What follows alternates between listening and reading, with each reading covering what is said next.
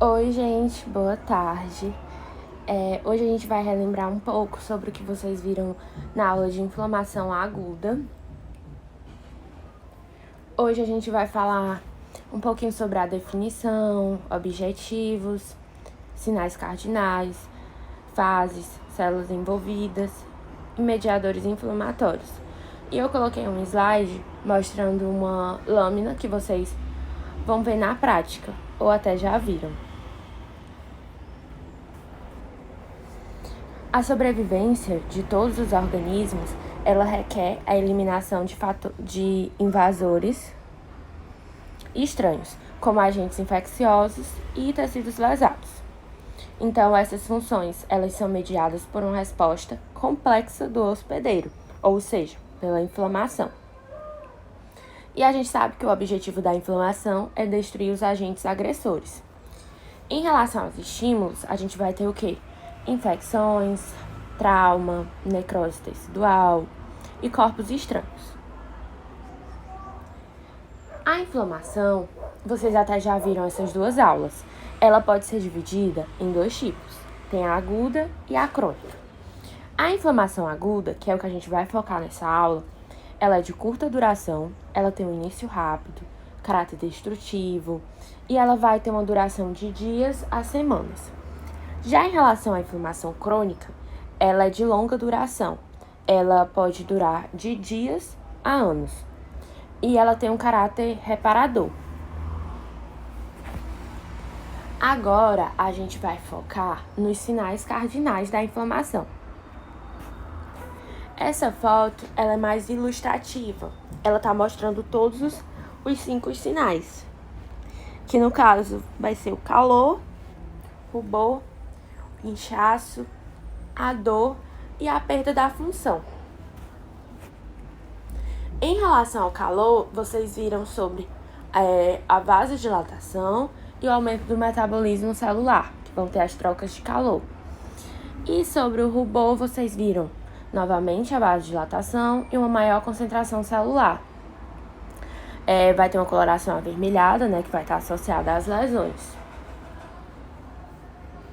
E o inchaço, o edema, a gente vai ter o aumento da permeabilidade vascular. Em relação à dor, vocês viram o aumento da nocicepção, a compressão das terminações nervosas e os mediadores de dor, como está ilustrando na imagem ao lado. E por fim, a perda de função. Na perda de função é quando a gente tem uma função comprometida. Como na imagem, a gente vai ter o quê? O trismo. O trismo é quando você tem uma dificuldade na abertura bucal. Agora a gente vai para a parte, assim, digamos, mais importante, que vocês viram, que foram em relação às fases. A gente tem 5 fases na inflamação aguda. São elas a fase irritativa, fase vascular, fase exudativa, fase celular e fase produtiva reparativa. Agora a gente vai focar somente na fase irritativa. A gente vai ter o quê? Os PAMPs. Os PAMPs, eles vão ser considerados padrões moleculares e eles vão estar associados a patógenos, ou seja, qualquer patógeno que tiver, digamos, eu tenho uma bactéria, ela vai ser reconhecida pelos PAMPs. Já os DAMPs, eles vão ser reconhecedores de danos. Então, na fase irritativa, quando esse agente lesivo ele vai começar a atuar, os PAMPs e os DAMPs, eles vão fazer o quê? A gente já sabe que os PAMPs, eles vão estar associados a patógenos e os DAMPs, eles vão reconhecer danos. Só que, quando um agente lesivo ele começa a atuar, o PAMP e o DAMP, eles vão fazer o quê? Eles vão reconhecer os agentes e vão todos fazer o quê? As alarminas. As alarminas, o que é que elas vão fazer?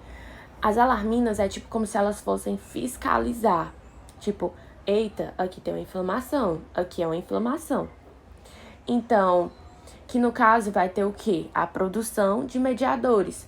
Esses mediadores vão ser tanto pró-inflamatórios quanto anti-inflamatórios.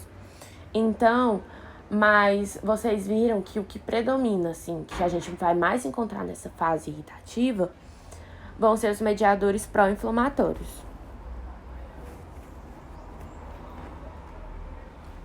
Depois da fase irritativa, a gente vai ter o quê? Fase vascular. Essa fase vocês precisam prestar bastante atenção. Ela vai começar, né, como uma pequena vasoconstrição. É como se fosse, por exemplo, um reflexo. Mas por que, Bia, um reflexo? Porque esse exemplo, ela vai ter uma vasoconstrição, né? Só que antes do vaso e logo depois uma vasodilatação. Só que antes do vaso dilatar, ele vai contrair. Tipo, quando vocês colocam o dedo na tomada. Qual vai ser o primeiro reflexo? Tirar o dedo, né? Então, é como se fosse um reflexo. Quando sofrer um dano, ele vai contrair, depois dilatar. Sofre o dano, contrai, dilata. Então, vai ter uma vasoconstricção, depois uma vasodilatação, vai ter o aumento do fluxo sanguíneo, rubor e calor, e vai ter uma contração das células endoteliais. Mas como assim? A gente vai ter o quê? Um vaso aumentado e as células elas vão contrair. Já que esse vaso vai estar aumentado e essas células vão contrair, isso vai fazer com que comecem a criar espaços entre essas células. E esses espaços, eles vão permitir o aumento da permeabilidade vascular. E como consequência, a saída de fluidos. Então, repetindo essa fase vascular, a gente vai ter o quê? A gente vai ter uma pequena vasoconstricção, a gente pode associar isso a um reflexo, tipo, como eu dei o exemplo, você leva um choque, você coloca o dedo na tomada. Qual vai ser o primeiro reflexo? Tirar o dedo, né? Então, é como se fosse um reflexo, que você sofre um dano, ele contrai e ele depois dilata. Então, vai ter uma vasoconstricção, uma vasodilatação, um aumento do fluxo sanguíneo, rubor e calor, e a contração das células endoteliais. Então, o vaso ele vai estar aumentado, as células vão contrair e vão criar espaços entre elas. E, consequentemente, vai ter o quê? O aumento da permeabilidade celular e a saída de fluidos. Essa imagem é só ilustrativa de tudo que eu falei até agora sobre a fase vascular. Acho que vocês até viram no slide do professor. Na fase exudativa, a gente vai ter o quê? Nessa imagem, a gente vai ver que tá falando sobre a pressão hidrostática e a pressão coilodosmótica. Então, como é que vai ser? É como se a gente tivesse um equilíbrio. Normalmente, o nosso vaso, ele tá ali sofrendo pressão direto. Ele tem uma pressão para que o conteúdo do vaso, ele saia, e uma pressão para que o conteúdo do vaso, ele entre. Então, essas duas pressões, elas vão estar em equilíbrio. Então, a pressão que vai sair do vaso vai ser a hidrostática e a pressão que faz entrar no vaso é a coilodosmótica. Então, assim, a gente vai pegar aqui a primeira parte da foto, que é quando tá tudo normal. Quando o vaso tá normal, ele tem duas pressões, como eu já falei, que vai estar agindo nele. A hidrostática, uma pressão saindo, e a coilodosmótica, uma pressão entrando. Então, quando ocorre o processo de inflamação, a pressão hidrostática, ela vai o quê? Ela vai aumentar, o que faz com que a pressão para que os fluidos saiam seja maior. E aí, vocês lembram lá daqueles espaços interendoteliais que eles vão estar aumentados por conta da contração das células? E isso vai fazer com que propicie ainda mais a saída dos fluidos. No caso, a gente tem 2 tipos de fluidos, né, que a gente pode contar. A gente tem o exudato e a gente tem o transudato. E eu não sei se vocês sabem, mas a gente tem um que é fisiológico e a gente tem um que é patológico. Ou seja, um exemplo. Você se corta, se machuca e sabe, tipo aquela aguinha que fica saindo, é o que a gente chama de transudato. Então, o transudato, ele vai ser um conteúdo que vocês viram que ele vai ter pouca proteína e pouca célula. Vocês precisam lembrar disso. O transudato, ele vai ter o quê? Pouca proteína e pouca célula. Enquanto o exudato não. O exudato, ele vai ter muita proteína e ele vai ter células. Enquanto o transudato, ele vai ter pouca proteína e pouca célula. O exudato, ele é importante porque ele faz com que os leucócitos cheguem na inflamação. Ele possui muito conteúdo de proteína e muitas células. Ele vai fazer com que o agente infeccioso ele seja diluído, por isso que ele fica menos concentrado. Então, ele vai estimular a reabsorção por vasos linfáticos e a gente vai começar agora a falar um pouquinho sobre a saída de células do interior do vaso em direção aos tecidos. Essa saída vai ser chamada de transmigração. Transmigração de leucócitos. Mas como assim, Bia? Quando a gente tem aquela saída de fluidos que a gente tanto falou, saída de células também, para que essas células elas saírem, vai ocorrer todo um processo, que ele é chamado de transmigração.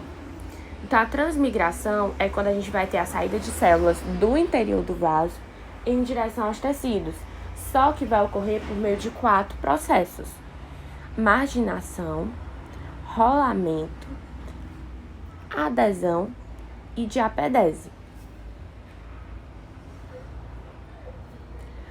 Vocês precisam compreender sobre cada um desses processos.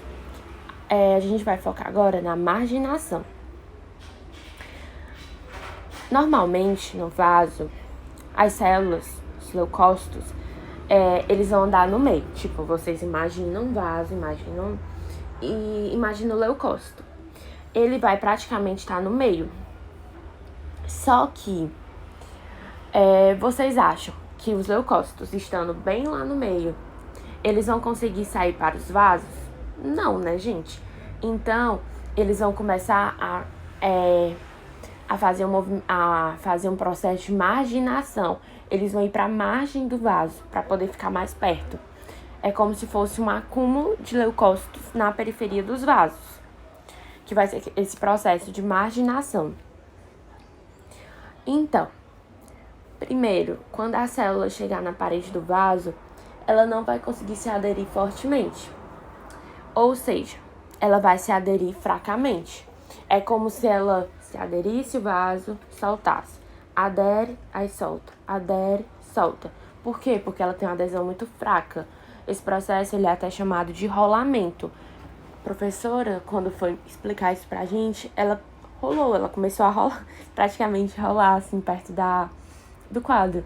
Ou seja, porque ele vai se aderir, soltar, se aderir, soltar. Porque vai ter uma aderência muito fraca. E tanto em relação aos leucócitos, em relação ao endotélio. Então, as moléculas que a gente tem relacionadas, moléculas de adesão fracas, a gente tem em leucócitos as L-selectinas e no endotélio a P-selectina e a S-selectina. Então, a gente viu que ocorreu aquele processo de marginação e o processo de rolamento. Marginação, ele foi para a periferia dos vasos. E rolamento, ele começou, ele tinha uma aderência muito fraca. Então, ele aderia, soltava. E tinha as moléculas, né? Que a gente viu, tanto os leucócitos quanto o endotélio. Agora, a gente vai ver um processo de adesão. Depois que aquele leucócito ele começou a rolar no caminho do vaso, a gente meio que já tem meio caminho andado, né, para que ele saia. Agora a gente vai ter um processo de adesão. Esse processo de adesão é para que o leucócito ele consiga se aderir bem mais forte ao endotélio, que vai ser por meio de moléculas também, como a gente vai ter em leucócitos as integrinas e no endotélio o ICAM e VCAM, que são moléculas de adesão forte. Então, quando aquele leucócito ele já está bem mais forte na parede, bem forte, adesão bem forte, está bem aderido na parede do vaso, ele vai começar a sair com tranquilidade.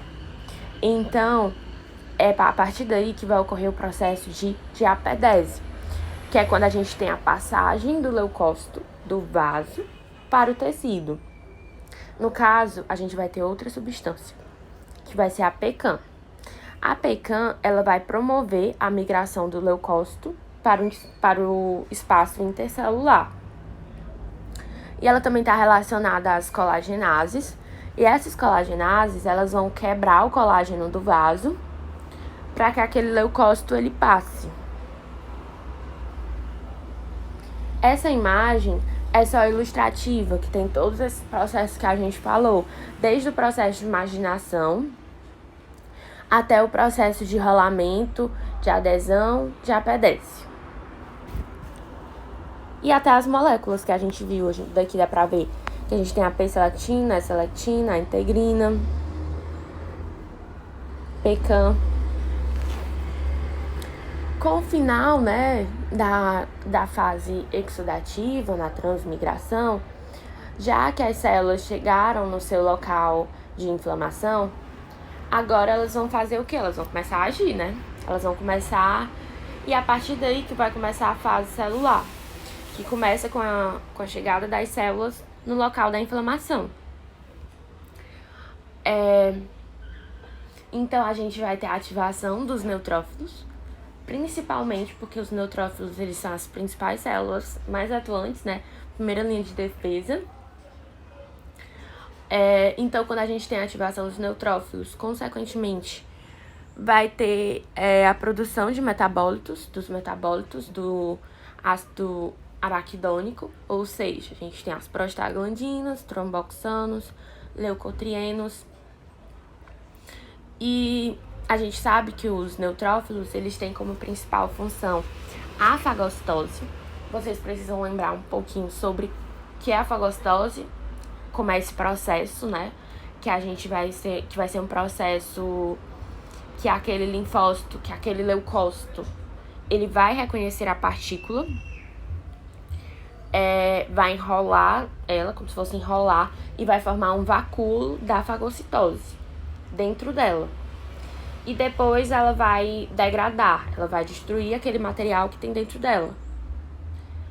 Fagocitose, reconhecimento e fixação da partícula opsonizada, englobamento e formação de vacúolo, e destruição e degradação do material ingerido. Ou seja, como eu tinha falado, é um processo que a gente vai ter aquele leucócito, né?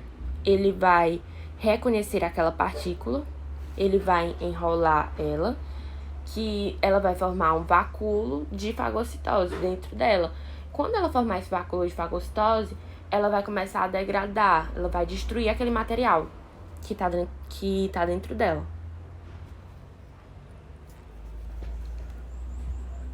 Agora, a gente vai focar nas células envolvidas na inflamação aguda.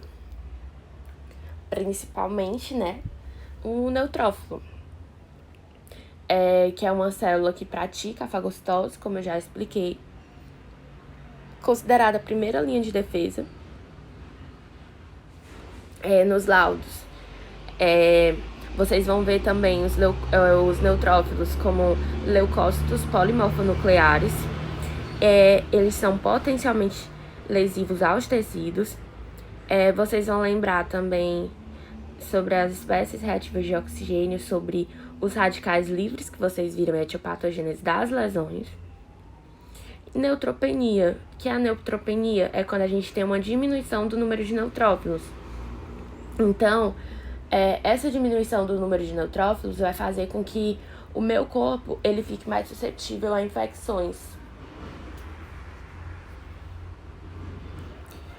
Assim como os neutrófilos, os mastócitos eles são células que possuem grânulos. Quando o mastócito ele age, ele vai liberar a histamina, que vai ser liberada. A histamina ela vai ser liberada e quando a histamina ela é liberada, o vaso ele começa a dilatar. Então, para que um neutrófilo, vocês vão precisar pensar assim, ó. Então, para que um neutrófilo ele consiga chegar no tecido, o mastócito ele tem que ser liberado na histamina para o vaso dilatar. Então, é por isso que é ele que inicia a inflamação aguda. Então, gente, quem inicia a inflamação aguda vai ser o mastócito, porque o mastócito ele vai ter que liberar a histamina. Essa histamina ela vai ter que chegar no tecido, né? E ele vai ter que ter liberado histamina para o vaso dilatar.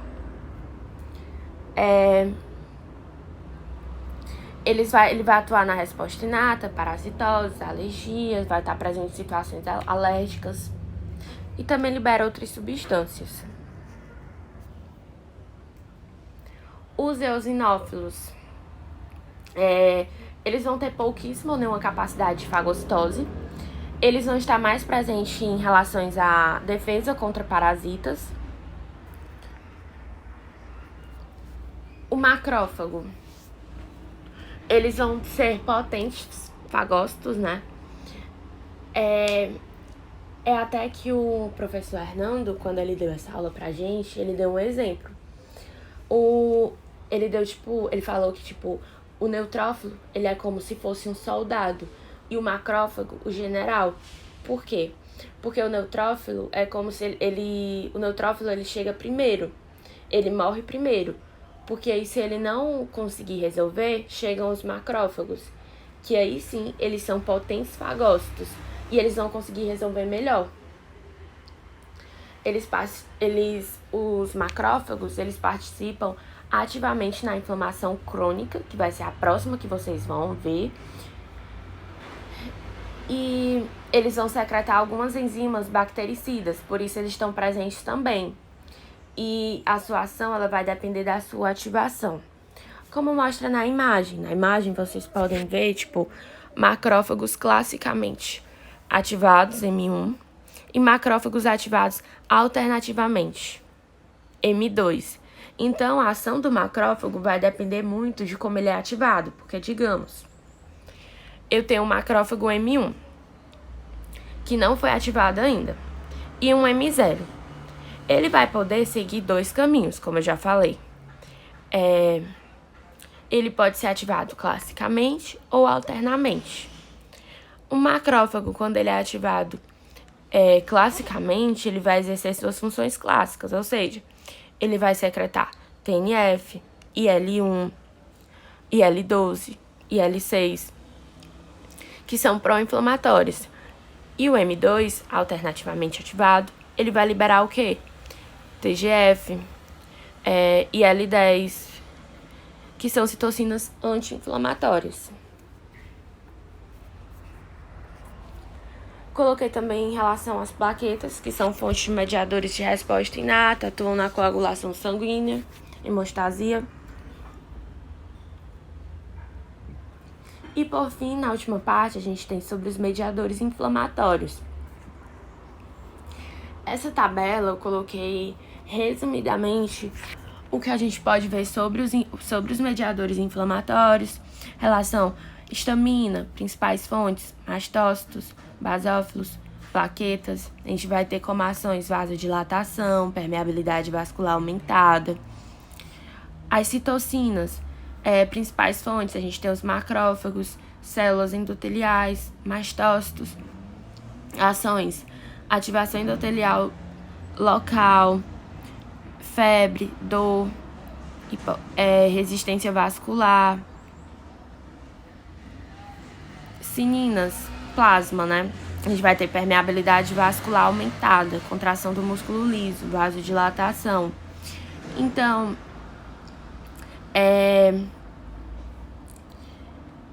Então, a gente tem em relação aos mediadores da inflamação. Esse quadro é como se fosse um resumão, que são aqueles mediadores derivados de células e mediadores derivados de proteínas do plasma. E os neuropeptídeos, eles vão estar relacionados com a dor. A gente vai ter a substância P e o CGRP. A substância P, ela vai estar relacionada com a transmissão de dor. Então, ela vai ter uma ação pró-inflamatória. E o CGRP, que ele vai inibir a substância P. Ele vai ter uma ação anti-inflamatória. Em relação à prática, eu só coloquei esse exemplo da lâmina da úlcera, inflamação aguda. A gente pode observar células polimorfonucleares em grandes quantidades, neutrófilos e mastócitos. A úlcera, ela é caracterizada microscopicamente por descontinuidade do epitélio. Então, a gente pode observar o quê? Um epitélio pavimentoso estratificado, vasos ectásicos, áreas de ulceração, descontinuidade do epitélio. Aqui foram as minhas referências, que eu retirei todas do livro Robbins. E, por fim, eu coloquei um questionário para vocês sobre a inflamação aguda. Muito obrigada.